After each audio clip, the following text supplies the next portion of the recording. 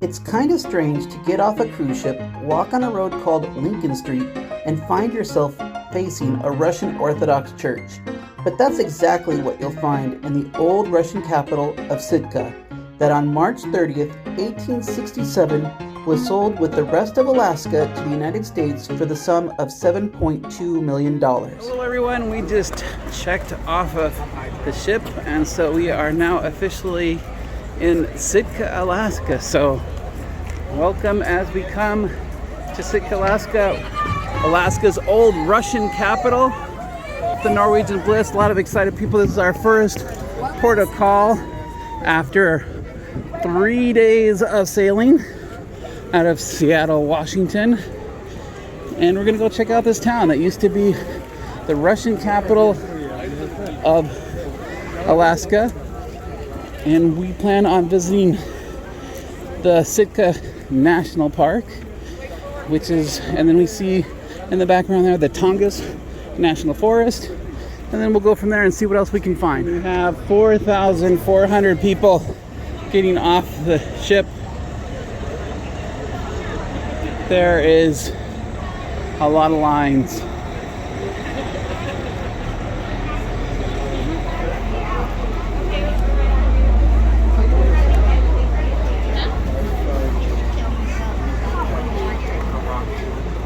Got the school bus. School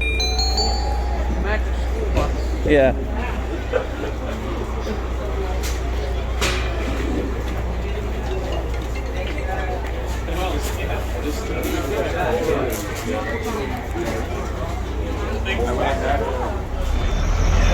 wheels on the bus go round and round. Don't start with me now. That does look like an old house. We are on the main drag here, which is Lincoln Street here in Sitka Avenue. And when the cruise ship comes in, they make this into a pedestrian walkway. So you can come out and walk on the middle of the street, it doesn't matter. Now, when you get to Lincoln Street, the St. Michael's Cathedral will dominate your view, but it will not be open until 12 o'clock. So enjoy some of the street vendors and some of the ambiance and some of the historical charm around the street. The town itself has a very 50s vibe to it. Here is a place called the Coliseum Theater, showing the Sound of Freedom and the Little Mermaid. This is National Landmark 29 in Sitka, Alaska.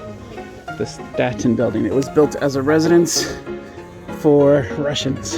At the end of Lincoln Street, you will find a path with stairs leading to a very nondescript hill. We think this is the way to Castle Hill pathway.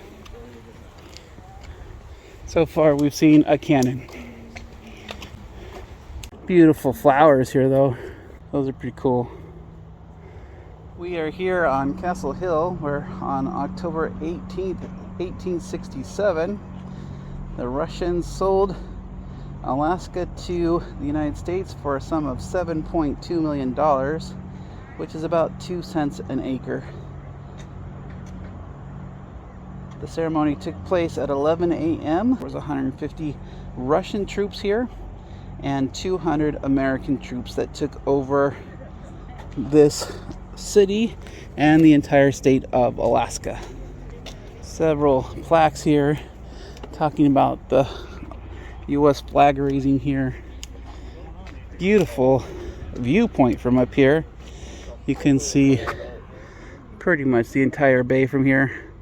There's a ferry boat out there. This was the site of the Russian castle, which served as the commanding site of Alaska until 1877. There was no actual government in Alaska until 1884, when an internal revenue agent came and organized it into a territory. This building was destroyed in 1894, and then it was preserved later by President McKinley in 1898. But as we all know, the capital by then had moved to Juneau, Alaska. This is talking about Anna and Johann Hamsens Fruhelm, who Johann Fruhelm was the first Russian-American governor of Russia. And when he found out that he was going to be the governor of Russia, of Alaska, it was that he had to have a wife. So he came to Alaska, and so did his wife, and they met here in Alaska, which back then he was living in Helsinki, Finland. So it must have been quite the change for them from going from Helsinki, Finland to Sitka, Alaska. But hey, both of them were cold.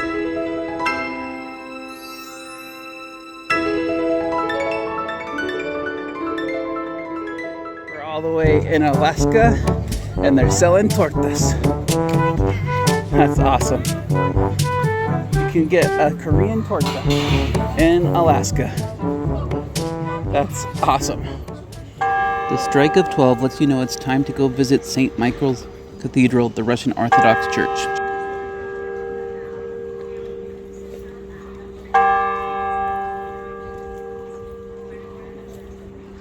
Here's the bishop's seat. St. Michael there.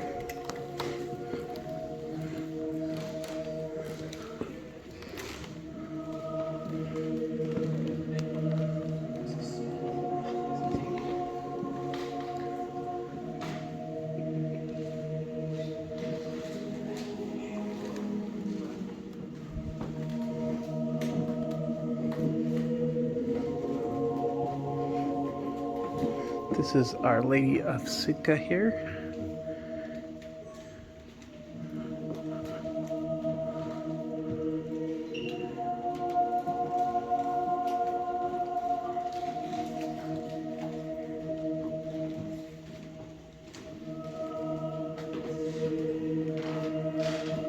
Bishop's hat over there is interesting. Russian flag sash.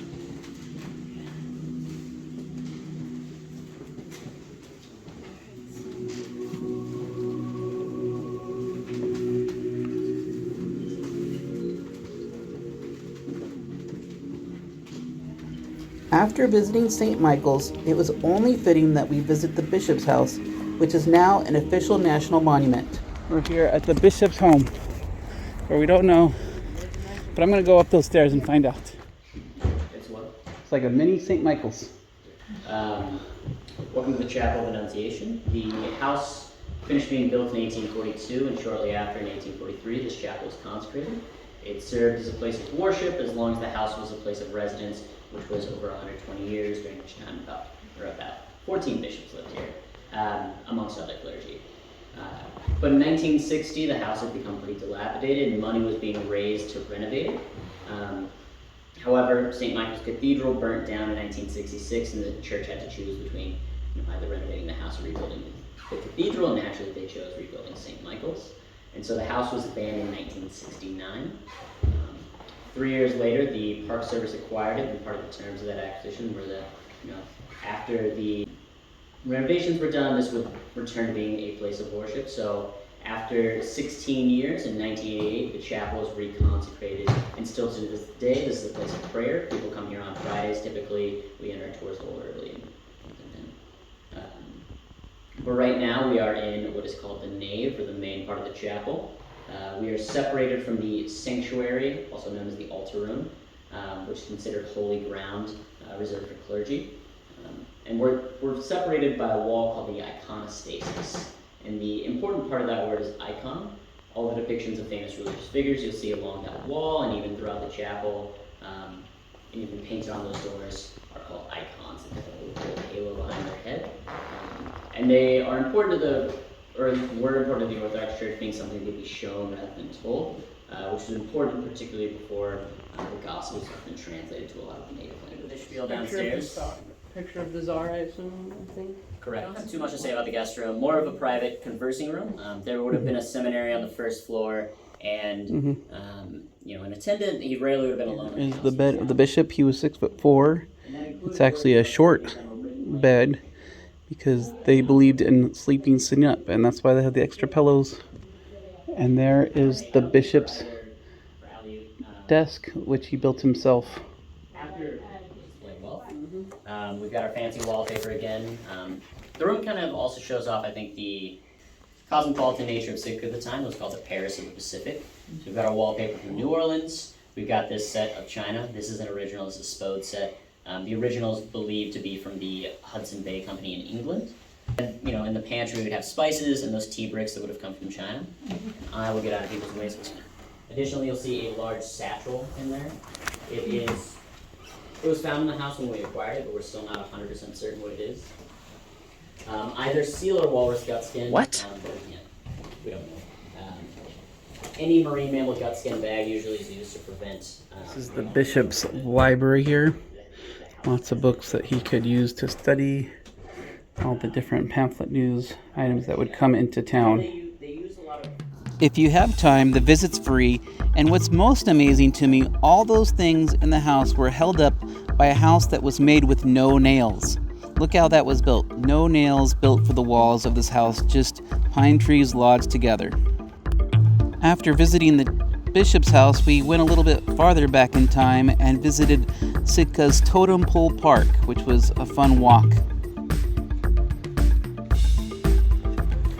Welcome to Sitka National Park, home of a lot of totem poles. We're going to learn about the Tlingit.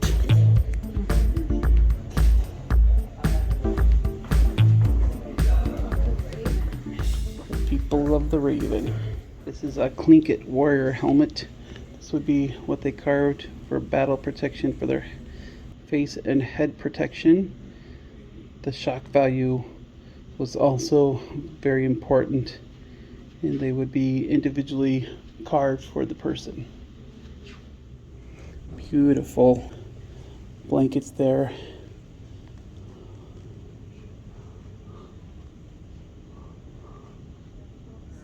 The next thing that we did was take the totem pole path, which reminded me a lot of the path that we took when we were in Lithuania, looking at the totem poles there. Bears happen. Listen to the gravel that we're walking on this trail. Don't make this mistake that I did and not bring hiking shoes on this trail. Do we know where this path leads to? Taking a walk down the trail here. Gotta like the pine scent. They really pump it in really well here.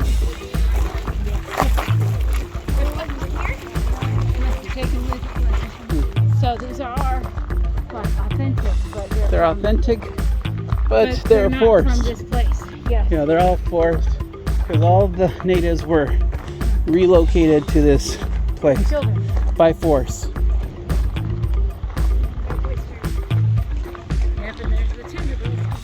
Yep.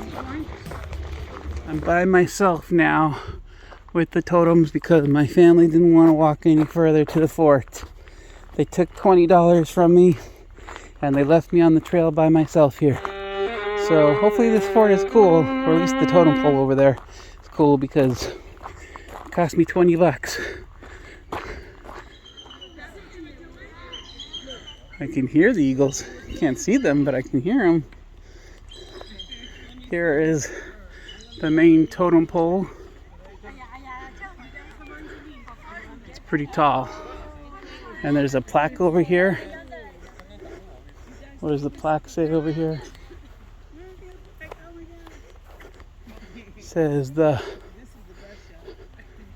Kisadai clan.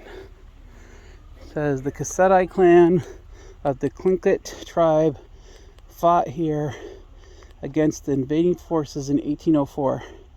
The Kit's men and the women sought to preserve and protect their land for generations. And they actually won this battle here at this site. But then later on they lost in 1804 when the Russians came back.